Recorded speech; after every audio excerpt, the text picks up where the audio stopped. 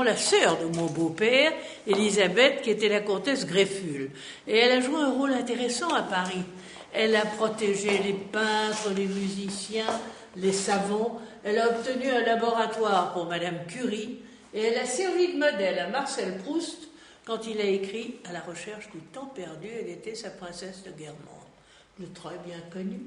Elle était encore ravissante, bien qu'âgée, et je la voyais régulièrement à Paris, dans sa maison, où elle protégeait encore les musiciens, les savants et les peintres. Vitrine, vous avez les affaires d'un petit bébé.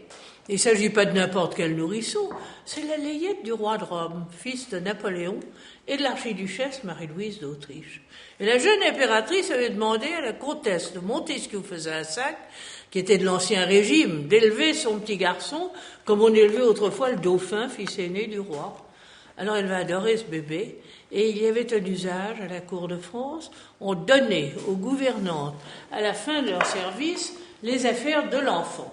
Alors, Maman Q, comme il l'appelle, va recevoir les affaires de son bébé. Une partie a été donnée au château de Fontainebleau, une autre au château de Marsan, chez nos cousins.